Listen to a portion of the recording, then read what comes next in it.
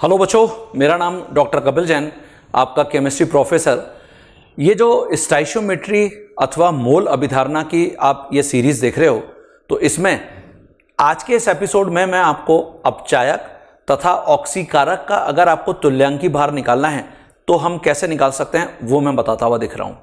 Last episode तक आप पहले ये समझ चुके हैं कि अम्ल का तुल्यांकी भार, क्षार का तुल्यांकी भार, आयन का तुल्यांकी भार, लवण का तुल्यांकी भार, अगर इसकी जगह परमाणु है तो उसका तुल्यांकी भार, ये सब हम कैसे कैलकुलेट कर सकते हैं। मुझे लगता है कि अब आपका कॉन्फिडेंस एकदम टॉप क्लास है। ठीक है, तो समझते हैं। देखिए जरा, मैंने यहां पे लिखा है केस 6। ऑलरेडी लास्ट एपिसोड तक हम केस 5 देख चुके हैं, इसलिए ये केस 6 है। कैलकुलेशन ऑफ इक्विवेलेंट मास, जिसको हम कैपिटल ई से रिप्रेजेंट करते हुए आ रहे हैं, ऑफ ऑक्सीडेंट एंड रिडक्टेंट, मतलब ऑक्सीकारक अथवा अपचायक का अगर आपको तुल्यांकी भार निकालना है तो उसको हम कैसे कैलकुलेट करेंगे। देखिए बच्चों, बहुत ही सिंपल है। अगर मुझे ऑक्सीकारक अथवा अपचायक का तुल्यांकी भार लिखना है,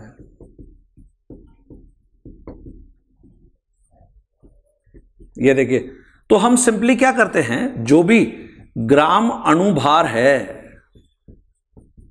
उसको डिवाइड कर देते हैं TCION, total change in oxidation number, जिसको हम ऑलरेडी रेडॉक्स अभिक्रिया वाली जो सीरीज थी उसमें बहुत डिटेल में समझ के आ चुके हैं। Total change in oxidation number, बस तो यही आंसर है। TCION अगर आपने कैलकुलेट कर लिया तो आप बहुत आसानी से किसी भी ऑक्सीकारक अथवा अपचायक का क्या लिख सकते हैं, तुल्यांकी भार। ठीक है बच्चों, तो अब देखिए मैं आपको कुछ उदाहरण यहां पे करके बताता हूं। जैसे आपको बोल रहा है कि KMnO4 का तुल्यांकी भार बताइए, के तुल्यांकी भार की गणना करो। इसके लिए आपको यहां पर पहले केस में बोल रहा है अम्लीय माध्यम में,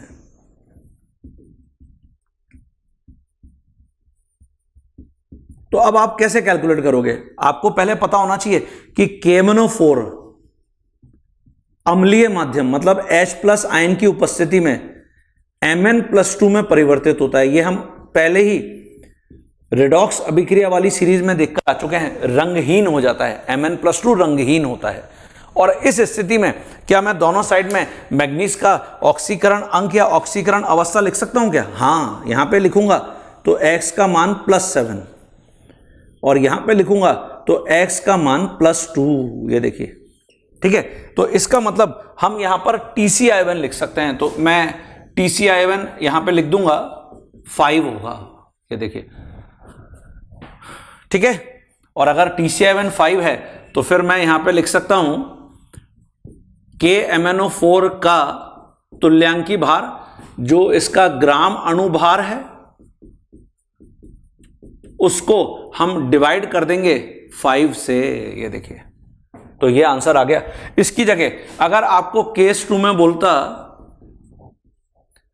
क्षारीय माध्यम में, ये देखिए, तो अब तो बहुत आसान है, आप बहुत आसानी से कैलकुलेशन कर सकते हैं। तो क्षारीय माध्यम में इसका मतलब जो KMnO4 है, ये हम पढ़ के आए हैं, क्षारीय माध्यम मतलब OH आयन की उपस्थिति में MnO4-2 में परिवर्तित होता है। और यहां अगर मैं दोनों तरफ मैग्नीज का ऑक्सीकरण अंक लिखूंगा तो यहां तो +7 है, बार बार पढ़ते हुए आ रहे हैं हम ये, और यहां निकालेंगे तो +6 आएगा, +7 से +6, इसका मतलब TCION का मान कितना है, 1 है। और इसलिए इस स्थिति में जो KMnO4 है उसका हमेशा तुल्यांकी भार, जो भी ग्राम अणु भार है, के ही बराबर होगा, क्योंकि डिवाइड बाय 1 हो रहा है। इसकी जगह अगर हम यहां पे लेते हैं केस 3 उदासीन माध्यम में, ये देखिए, जिसको हमने न्यूट्रल मीडियम लिखा था उदासीन माध्यम में, तो उदासीन माध्यम में जो KMnO4 है वो किस में परिवर्तित हुआ था, MnO2 में ये हमने लिखा था कि जल की बहुतायत मतलब एक्सेस ऑफ वाटर की उपस्थिति में, और दोनों साइड में क्या मैग्नीज का ऑक्सीकरण अंक लिख सकते हैं? हाँ, यहां तो +7 है KMnO4 में और यहां +4 है, ये देखिए। तो +7 से +4, इसका मतलब जो TCI है इसका मान 3 है, और अगर 3 है तो मैं अब बहुत आसानी से क्या लिख सकता हूं, ये देखिए तुल्यांकी भार KMnO4 का, तो जो भी ग्राम अणु भार है इसको मैं डिवाइड कर दूंगा यहां पर किससे? 3 से। तो अपन ने पढ़ा था आती नहीं बस का नंबर है 531। अरे पढ़ा था। अच्छा, क्योंकि पोटेशियम का ग्राम परमाणु भार हमें पता है, मैग्नीज का नहीं पता तो दे रखा होगा, तो आप सबसे पहले वीडियो को पॉज करके लिख लीजिए कि क्या क्या रिजल्ट आ रहे हैं आपके, फिर मैं चेक करवा देता हूं। फिर उसके बाद मैं K2Cr27 का डिस्कस करता हूं। लिखिए। हाँ बच्चों, तो बना लिया सभी ने? तो देखिए इसके अंदर जो ग्राम अणु भार है, जैसे कि पोटेशियम का तो 39 ग्राम है, मैग्नीज का 55 ग्राम होता है, 54.9, तो 55 ग्राम ले लेते हैं। ऑक्सीजन का 64, और यहां पे डिवाइड आपने 5 से किया होगा, ये आपको तुल्यांकी भार मिला है। ऐसे ही यहां तो ऑब्वियसली तुल्यांकी भार और ग्राम अणुभार बराबर हैं, तो 39 + 55 + 64, और ऐसे ही अगर मैं यहां पे कैलकुलेट कर रहा हूं तो यहां 39 + 55 + 64 को हम 3 से डिवाइड करेंगे, ये देखिए ये रिजल्ट होगा। तो क्लियर हो गया कि सभी बच्चों को? आपने यही किया होगा। इसकी जगह जैसे K2Cr2O7 जिसको हमने पोटेशियम डाइक्रोमेट बोला है, के तुल्यांकी भार की गणना,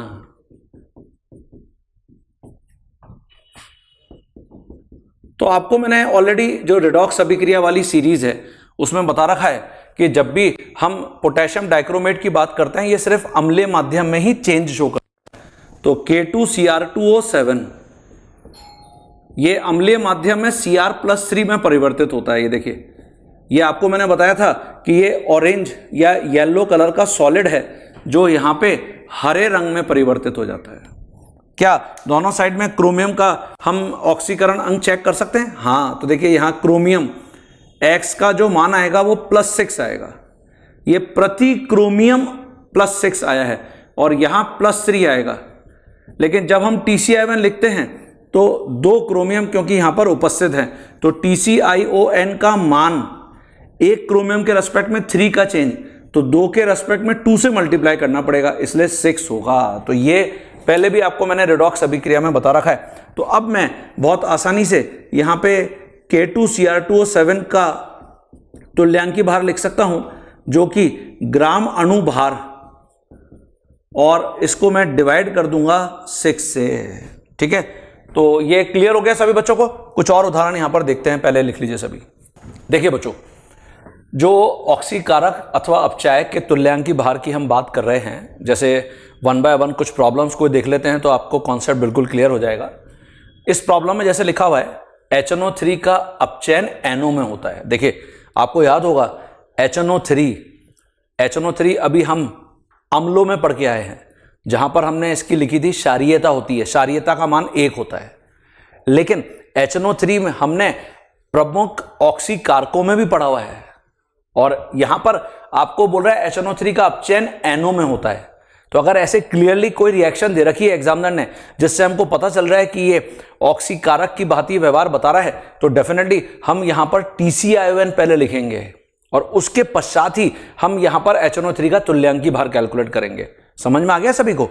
तो ऐसा हो सकता है कि एक ही पदार्थ अम्ल की भांति भी व्यवहार बता रहा हो तथा ऑक्सीकारक अथवा अपचायक की भांति भी व्यवहार बता रहा हो। तो देखिए यहां पर मैं लिखूंगा HNO3 ये हमको दे रखा है कि NO में परिवर्तित होता है, तो दोनों साइड में मैं नाइट्रोजन का ऑक्सीकरण अंक लिखूंगा। तो यहां पर तो X + 5 है, और अगर मैं यहां लिखूंगा तो X + 2 है। +5 से +2, क्या TClON बता सकते हो? हाँ, तो TClON का मान यहां पर 3 है। बस, तो आपका आंसर आ गया। आप लिख सकते हैं, अतः जो HNO3 है उसका यहां पर तुल्यांकी भार, जो भी इसका ग्राम अणु भार है, उसको हम TClON से डिवाइड कर देंगे। तो देखिए, जो HNO3 का ग्राम अणु भार है 1 प्लस नाइट्रोजन का 14 प्लस 48 और डिवाइड बाय यहां पे TClON का मान हमने 3 लिखा है, तो ये 63 ग्राम डिवाइड बाय 3 हो गया। ये आंसर है। क्लियर हो गया ना सभी बच्चों को मैंने क्या बोला? तो चलिए अगली प्रॉब्लम को देखते हैं। ये लिख लीजिए पहले। देखिए बच्चों, अगली जो प्रॉब्लम है इसको समझिए। निम्नलिखित अभिक्रिया में नाइट्रोजन का तुल्यांकी भार होगा। आपको ये अभिक्रिया दे रखी है यहां पे, ये देखिए N2 ये हाइड्रोजन से अभिक्रिया करता है और अमोनिया बनाता है, और आपको नाइट्रोजन का तुल्यांकी भार निकालना है। तो मैं सबसे पहले क्या करता हूं, प्रति परमाणु सभी के ऑक्सीकरण अंग लिख लेता हूं। यहां पे नाइट्रोजन का 0, हाइड्रोजन का 0, नाइट्रोजन का अगर आप लिखोगे तो x, हाइड्रोजन का 3 इंटू +1 इज इक्वल टू 0। तो प्रति परमाणु नाइट्रोजन पर तो -3 आवेश है, हाइड्रोजन प्रति परमाणु +1 आवेश है। क्लियर? अब आप बहुत आसानी से यहां पे चेक कर सकते हैं। देखिए नाइट्रोजन, 2 नाइट्रोजन है यहां पे। एक नाइट्रोजन के संबंध में जो चेंज हो रहा है वो 3 का हो रहा है। तो TClON जब हम लिखते हैं तो यहां पर 2 नाइट्रोजन परमाणु होने के कारण 2 नाइट्रोजन परमाणु के लिए लिखेंगे। तो क्या लिखोगे, एक के रेस्पेक्ट में 3 का चेंज, तो 3 इंटू 2 करोगे, ये देखिए 6 आंसर आएगा। समझ में आ गया सभी बच्चों को? बस, तो अब आपका आंसर यहां पर आ गया है। आप बहुत आसानी से नाइट्रोजन का तुल्यांकी भार लिख सकते हो। तो कितना हो जाएगा नाइट्रोजन का तुल्यांकी भार? यहां पे जो ग्राम अणु भार है ये 28 ग्राम है, इसको हम डिवाइड कर देंगे 6 से। तो जब आप ऐसा करोगे तो आप देखोगे कि रिजल्ट आएगा 4.66। एक बात और जो यहां पर बहुत महत्वपूर्ण है बच्चों, वो देख लो जरा। ऑल्टरनेटिवली, जैसे आपको अभिक्रिया कुछ ऐसे मिलती, जैसे अभिक्रिया आपको ऐसे मिली है। देखिए कैसे, यहां पे लिखा हुआ है 2NH3 और इससे ये बन रहा है N2 + 3H2, ये देखिए। और अमोनिया का आपको बोल रहा है कि तुल्यांकी भार लिखो। तो पहले तो प्रति परमाणु में लिख लेता हूं सभी का ऑक्सीकरण अंग। नाइट्रोजन का -3, हाइड्रोजन का +1, यहां 0, यहां 0। अब हम यहां पर देख रहे हैं कि ये किस प्रकार की अभिक्रिया है। देखिए नाइट्रोजन -3 से 0, इसका मतलब क्या हो रहा है, ऑक्सीकरण। और ऐसे ही जो हाइड्रोजन है वो +1 से 0, इसका मतलब क्या हो रहा है, अपचयन। माने एक ही अणु में एक परमाणु ऑक्सीकृत, दूसरा अलग परमाणु अपचयित हो रहा है। तो उपरोक्त अभिक्रिया तो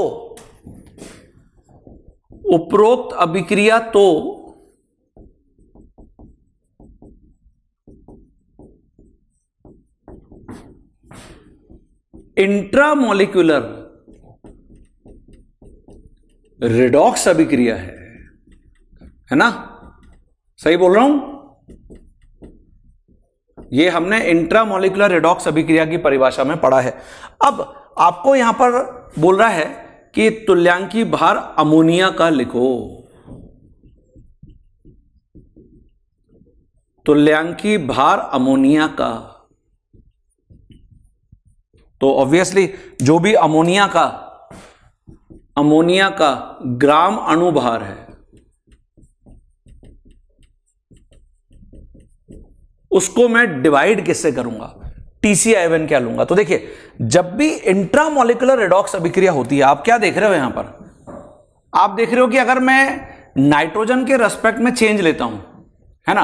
तो एक नाइट्रोजन परमाणु है, ये देखिए, ये मैं पहले आपको बता चुका हूं, यहां पे जो 2, 3, 4 ये तो नंबर ऑफ मोल्स को रिप्रेजेंट करता है, इससे कभी भी TCI1 का मान नहीं बदलता। हां, अगर नाइट्रोजन के नीचे यहां 2 लिखा होता तो फिर TCI1 का मान बदलता, जो महत्वपूर्ण यहां पे फैक्टर है। तो एक नाइट्रोजन के रेस्पेक्ट में जो चेंज हो रहा है TCI1, वो यहां पे 3 का है। अब आप देखिए हाइड्रोजन के रेस्पेक्ट में 3 हाइड्रोजन है, एक के रेस्पेक्ट में 1 का चेंज, 3 के रेस्पेक्ट में 3 का चेंज, है ना। तो यहां पर भी जो TCI1 है वो 3 है। तो जब भी तुम इंट्रामोलिकुलर रेडॉक्स अभिक्रिया के लिए TCI1 लिखना चाहोगे तो TCION या तो नाइट्रोजन के सापेक्ष हम लिखेंगे, किसी एक के सापेक्ष लिखना है, कुल मिला के ये बात है, अथवा हाइड्रोजन के सापेक्ष लिखेंगे। तो दोनों के सापेक्ष देखिए हमेशा TCI1 का मान समान होगा, के सापेक्ष लिखेंगे, ठीक है। तो बस जो अमोनिया का ग्राम अणुभार है, तो अमोनिया का ग्राम अणुभार नाइट्रोजन का 14, हाइड्रोजन का 3, तो 17 ग्राम को हम डिवाइड कर देंगे 3 से, ये आंसर है। तो यहां पर हमने एक बहुत इंपॉर्टेंट और महत्वपूर्ण पॉइंट सीख लिया कि अगर इंट्रामोलिकुलर रेडॉक्स अभिक्रिया मिल जाती है आपको, और उसमें जो अणु है जिसमें परमाणु अलग अलग प्रकार के ऑक्सीकरण अंक में परिवर्तन को बता रहे हैं, तो हमको TCI1 अगर लेना है तो किसी एक परमाणु के सापेक्ष लेना पड़ेगा। दोनों परमाणुओं के सापेक्ष आप देखोगे जो TCI1 का मान है वो समान होगा, ठीक है बच्चों। चलिए अगली प्रॉब्लम को लिखते हैं, पहले लिख लीजिए सभी। देखिए बच्चों, जो नेक्स्ट प्रॉब्लम है उसको जरा समझें।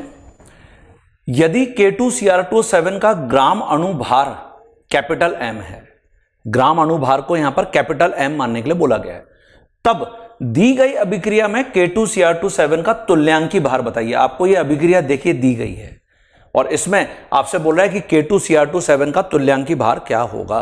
तो निकाल सकते हैं क्या? चेक करते हैं जरा, देखिए ये जो अभिक्रिया दे रखी है K2Cr2O7 जो HCl से अभिक्रिया करके KCl और प्लस CrCl3 और प्लस H2 प्लस Cl2 बनाता है। तो यहां पे मुझे सबसे पहले प्रति परमाणु ऑक्सीकरण अंक लिख लेने चाहिए। तो potassium +1, chromium +6, oxygen -2, hydrogen +1, chlorine -1, potassium +1, chlorine -1, chromium +3, chlorine -1, hydrogen 0, chlorine 0। ये देखिए, तो इतना एक्सपर्टाइज अब आपको भी होना चाहिए। अगर आपने मेरे एक एक लेक्चर को ढंग से देखा है तो इतना फास्ट लिखना चाहिए। ओके, क्या मुझे क्रोमियम दिख रहा है यहां पे? हाँ, ये देखिए क्रोमियम। तो एक क्रोमियम के रेस्पेक्ट में जो TCI1 दिख रहा है वो 3 है, +6 से -3, है ना। लेकिन 2 क्रोमियम हैं, तो यहां पे TCI1 2 क्रोमियम के रेस्पेक्ट में 2 × 3 मतलब 6 होगा। ये अभी हम ऑलरेडी पढ़ के आए। तो अतः अगर मैं यहां पे K2Cr2O7 का तुल्यांकी भार लिखूंगा तो जो इसका ग्राम अणुभार है ये आपको कैपिटल M मानने के लिए बोला गया है। इसको आप डिवाइड किससे कर दोगे? 6 से। तो देखिए ये आंसर है बच्चों। तो आपको यही रिपोर्ट करना था, M/6। तो आपके एग्जाम में प्रॉब्लम ऐसे ही आने वाली है। C is the correct answer. बस यही करना है आपको, ठीक है। चलिए अगली प्रॉब्लम को देख लेते हैं। ये लिखिए, देखिए बच्चों, जो अगला प्रॉब्लम है इसको समझिए। निम्नलिखित आयनिक अभिक्रिया में, यहां पर आपको एक अभिक्रिया दे रखी है, ये तो पोटेशियम ब्रोमेट ही दे रखा है KbRO3, जो अम्लीय माध्यम में 10 इलेक्ट्रॉन ग्रहण करके ब्रोमीन, वाटर और K+ यहां पर बना रहा है। तो आपको पूछ रहा है KbRO3 का तुल्यांकी भार क्या होगा। तो हमेशा आपको अभिक्रिया दे रखी होगी, आप बहुत आसानी से पहले तो TCI1 का मान लिखेंगे, ठीक है। तो मैं क्या करता हूं, पहले इस अभिक्रिया को वापस लिख लेता हूं यहां पे। ये देखिए,